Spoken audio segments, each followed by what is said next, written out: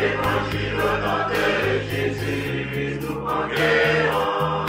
Nous sommes guerriers pour l'évangile. L'évangile au nom de Jésus, nous conquérons. Quelle que soit la décidée, nous conquérons. Au nom de Jésus, nous conquérons. Quelles que soient les épreuves, nous conquérons. Au nom de Jésus, nous conquérons. Quelle que soit la décidée, nous conquérons. Au nom de Jésus, nous conquérons.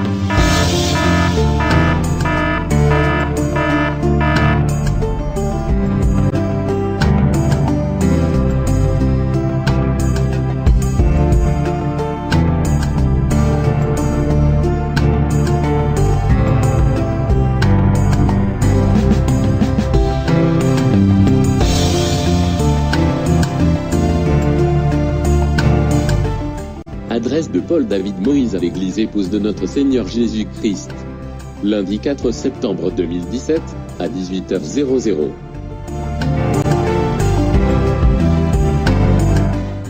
Shalom frères et sœurs en notre Seigneur Jésus-Christ.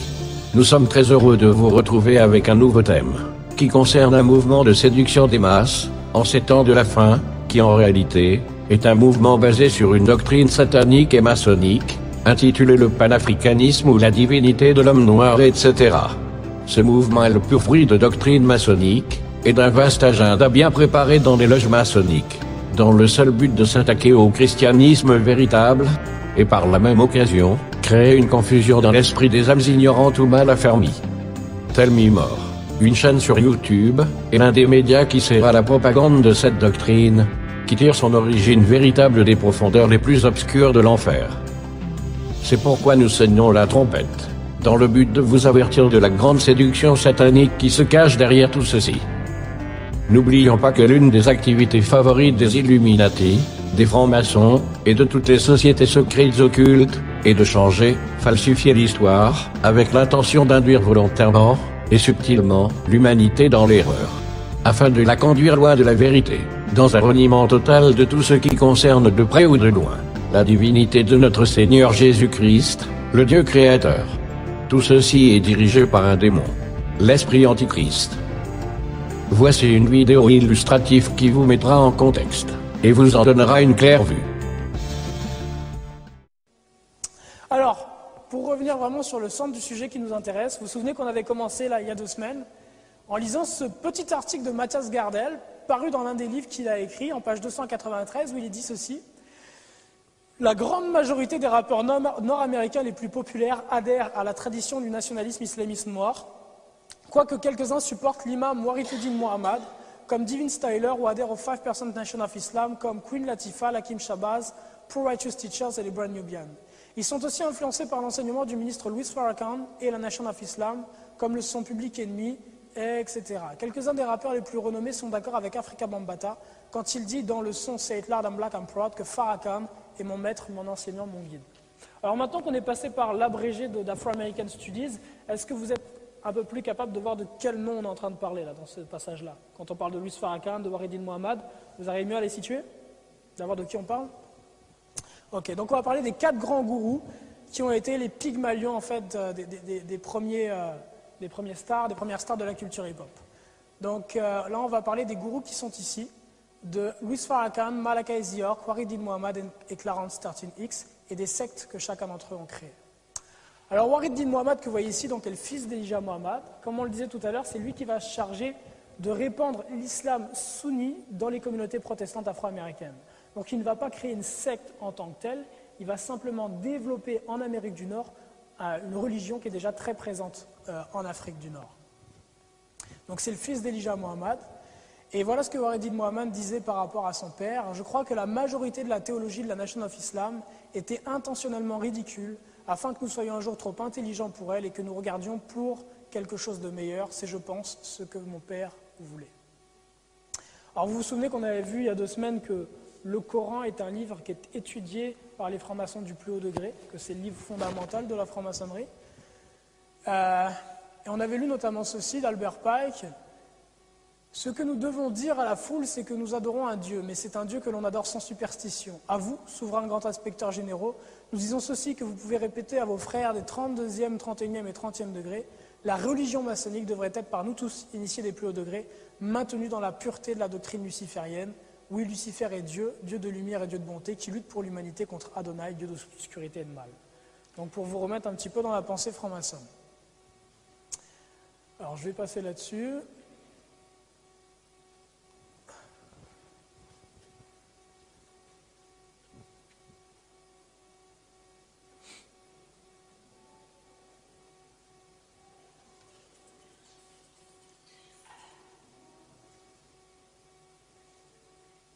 Okay.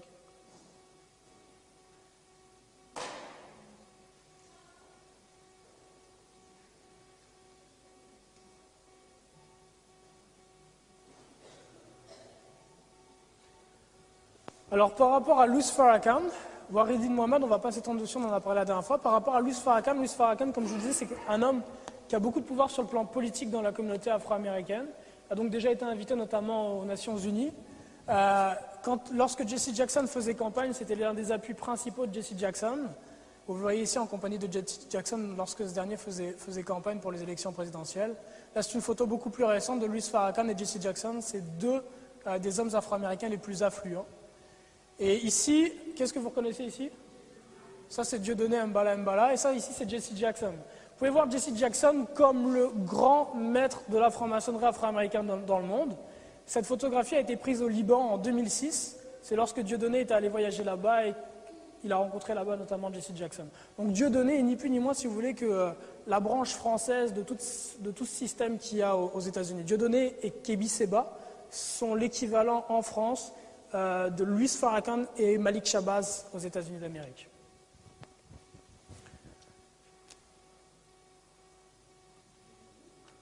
Alors, parlons maintenant de... Oui, Desmond Tutu, c'était. Ouais. Alors, parlons maintenant de Clarence 13X. Clarence 13X est le père fondateur et lui qui a formé une secte qui s'appelle les 5%ers. Voilà ce qu'on peut lire à son propos. La nation des 5%, donc 5%ers, a été fondée par Clarence 13X, qui a joint le temple numéro 7 à Harlem dans le début des années 1950, alors dirigé par Malcolm X, et est devenu lieutenant des Fruit of Islam, la sécurité de la Nation of Islam et un ministre étudiant. Donc pour être lieutenant dans les Fruit of Islam, on avait vu ça il y a 2 semaines, il faut être Black Shriner, donc franc-maçon du 32e degré. Clarence 13X en fait va quitter la Nation of Islam, il va amener dans la rue les enseignements de la Nation of Islam.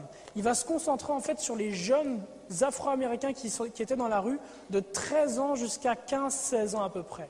Il va se concentrer sur cette jeunesse-là, il va aller auprès d'eux dans la rue, va fumer des joints avec eux, va jouer au dé avec eux, et va leur enseigner toutes les fausses doctrines qui étaient présentes, qui étaient enseignées dans les temples de la Nation of Islam aux adultes.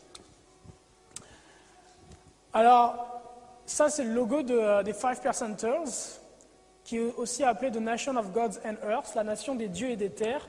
Donc dans l'enseignement des Five Percenters, l'homme noir est considéré comme un dieu, et la femme noire est considérée comme la déesse Gaïa, si vous voulez, comme la déesse terre. Okay. Alors, les Five Percenters décomposent la société afro-américaine comme suit. Tout en haut, vous avez les 5% des disciples de Father Allah. Father Allah, donc Père Allah, c'est Clarence 13X, qui se faisait appeler ainsi. Vous avez les 10% qui gouvernent par la corruption, les 85%, donc ils vont mettre dedans par exemple Barack Obama. Et puis vous avez les 80%, les 85%, la masse qui ignore la divinité de l'individu. Donc ça, c'est nous qui mettons dedans, si vous voulez. Okay. Donc les Five Percenters considèrent que l'homme noir est Dieu, qu'il est le Dieu. Les 5% sont les pauvres enseignants droits justes, poor righteous teachers, qui prêchent la divinité de l'homme noir, le Dieu qui est manifeste, pas un spectre, pas un Dieu mystérieux, et qui sauvera les 85% de la destruction. Donc c'est ni plus ni moins que ce fonctionnement, 5%, 10% et 85%. Alors dans Islam in the Mix de Ted Swedenborg, du département d'anthropologie, je crois, de sociologie de l'université d'Arkansas, on apprend ceci. En plus de ces innovations théologiques portant sur la divinité de l'homme noir, Father Allah a eu une autre contribution significative. Il porta les doctrines de Master Farad et d'Elijah Mohammed dans la rue. En particulier, il a répandu les enseignements secrets de ces derniers, connus comme les Lost Found Muslim Lessons, qui sont arrangés sous un format question-réponse et semblent avoir pour modèle le catéchisme des maçons. Father Allah concentrait ses efforts de recrutement sur les jeunes de Harlem. Alors pourquoi les jeunes? Parce que lorsqu'on détient la jeunesse, c'est l'avenir qu'on détient. Vous vous souvenez de ce que disait Aleister Crowley?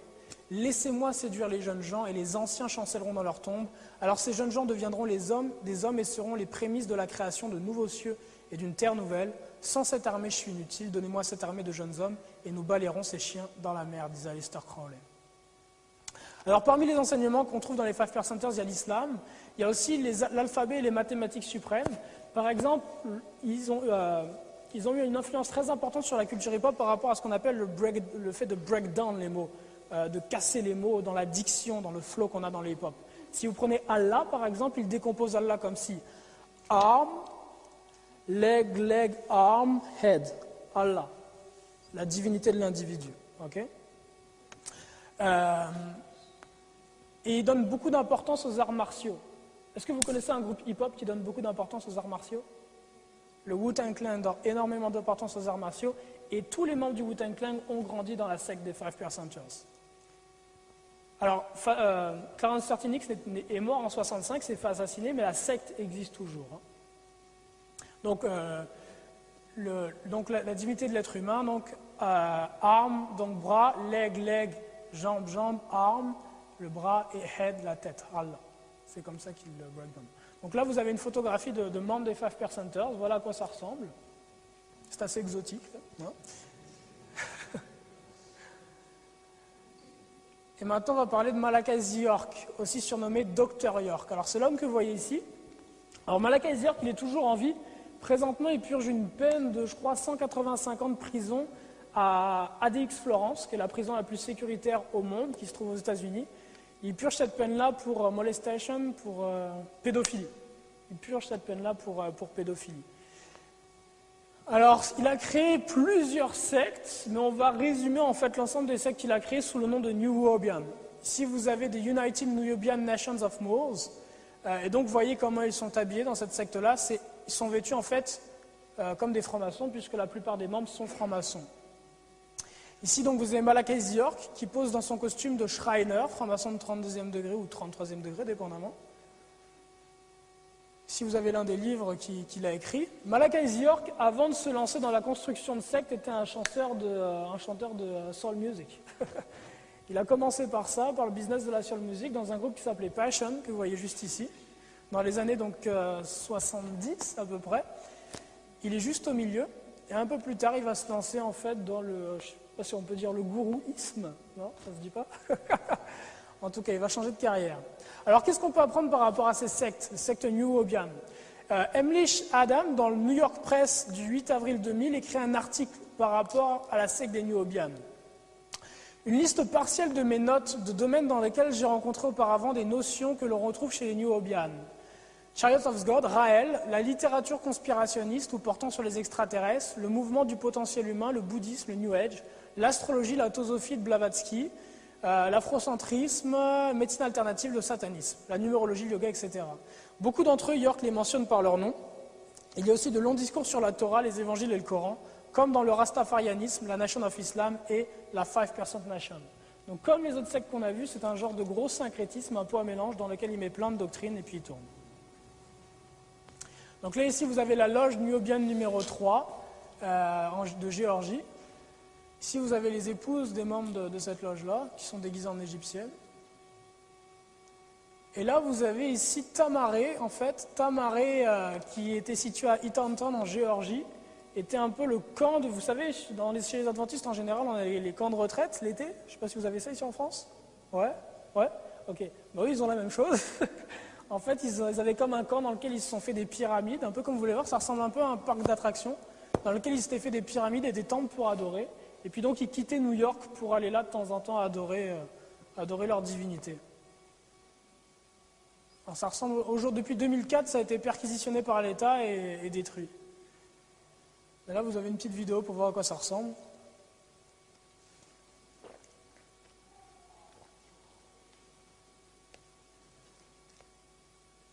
Il y a aussi un acteur comment ça? Il y a un acteur afro-américain qui fait des films d'action. Je crois qu'il a fait l'honneur de la guerre ou quelque chose comme ça, non, c'est pas ça. Donnez-moi un nom d'un acteur afro-américain de film d'action. Non, pas vu. Wesley Snipes. Wesley Snipes qui avait un camp d'entraînement pour ces hommes juste à côté en fait du camp de Tamaré. Alors ici, l'homme que vous voyez juste ici, c'est le fils de Malachi York, c'est Jacob York. Et juste à côté, est-ce que vous reconnaissez le personnage? C'est Jermaine Dupri qui est juste à côté. Donc ça, c'est le fils de Malachi York, Jacob York, et ça, c'est Jermaine Dupri, donc un grand du monde du hip-hop. Donc là, on a vu les 4 grands gourous francs-maçons que je souhaitais vous présenter, avec leur origine, leur background. Et maintenant, on va aller voir quels ont été les membres de la communauté hip-hop qui ont évolué dans chacune de ces sectes-là. Donc, gourou et disciple.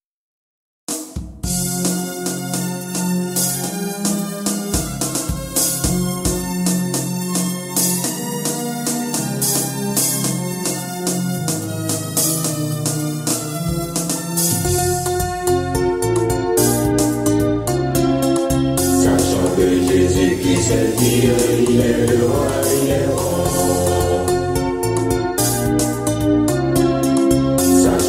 Jésus-Christ est Dieu, il est le roi, il est bon.